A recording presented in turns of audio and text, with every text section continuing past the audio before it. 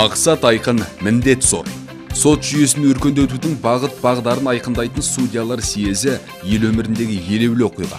Алғашқы съезден бастап бүгінгі күнге дейін соттардың абыройын асқақтатып, судьялардың мәртебесін биіктету бағытында ғасыр жүгіне пара-пар жұмыстар тындырылды.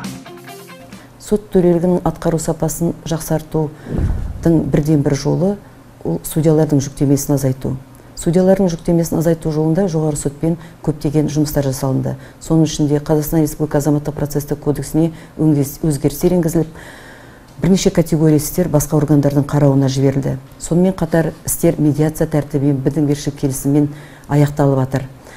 Қазақстан Республикасы медиация туралы заңы осыдан 10 шақты жыл бұрын қабылданса да, тек қана соңғы 3 жылда ғана өзі қарқынды дамып келе жатыр. Бұл медиацияны қолдану және бітімгершілік келісімді кеңінен іс жүргізуде қолдануда судьялардың, сонымен қатар кәсіптік емес медиаторлардың үлестері зор деп есептеймін. Бірақ судьялардың жүктемелерін одан әрі де азайту үшін соттан тыс реттеу әдістерін, мемлекеттік сотқа баламалы әдістерді ары қарай да дамыту қажет. Сондай бір соттан тыс реттеу әдісін немесе мемлекеттік сотқа баламалы әдіс ретінде арбитражды айтуға болады. Барлық дамыған шет елдерде арбитраж өзінің жылдамдығымен, тиімділігімен орын алған. Ал біздің Қазақстанда арбитраж туралы заң 2016 жылы қабылданғанмен де бізде әлі тиісті деңгейде дамымай отыр. Сондықтан осы арбитраждарды, судьялардың жүктемелерін әлі әрі қарай да азайту жолында арбитражды дамыту қажет деп есептеймін. Соңғы 4 жылдың ішінде Қазақстан Республикасы жоғарғы сотының бастамасы бойынша сот төрелігінің 7 түйіні базасындағы пилоттық жобалар елге жуық іскерлікпен жүзеге асырылды деуге толық негіз бар.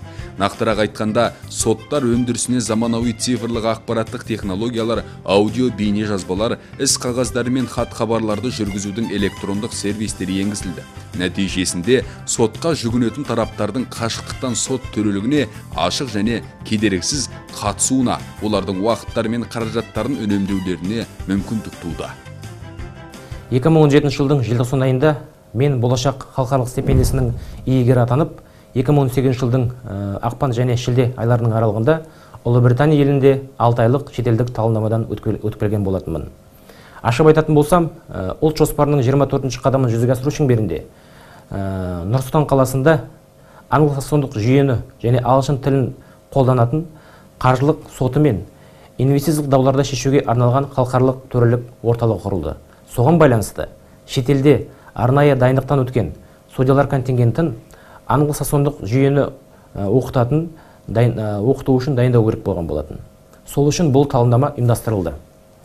Бұл жоғары мамандырылған білім беру бағдарламасын британдық тарап біздерге Лондондағы City University және Law School деген екі беделді университеттердің негізінде ұйымдастырды.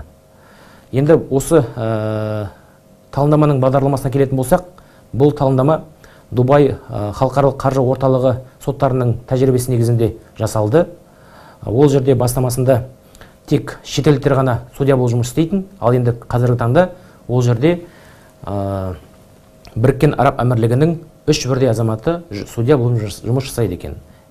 Сөзімді қорытындылайтын болсам, ол не деген сөз? Яғни бұл талдама мемлекет басшысының бастамасымен жүзеге асырылған ұлт жоспарын іс жүзінде жүзеге асыру болып табылады деген сөз. Азаматтық істерде процестің сапасын көтеру, сот жарыспалылығы қағидаттарын жетілдіру, медиация, билер кеңесі арқылы татуластыру рәсімдерін қолдануды кеңейту, артық процестік әрекеттерден арылу, сот ісін жүргізуді электрондық сервистерді кеңінен қолдану соттардың қызметін анағұрлым жеңілдете түсті. Атырау облысының барлық соттарында фронт-офистер ашылды. Замана талабына толықтай жауап беретін татуласу орталығы пайдалануға берілді. Онда сотқа жүгінуші тараптар өздерін толғандырған мәселелер бойынша кәсіби медиаторлардың, адвокаттардың, заңгерлердің қызметін пайдалана алады.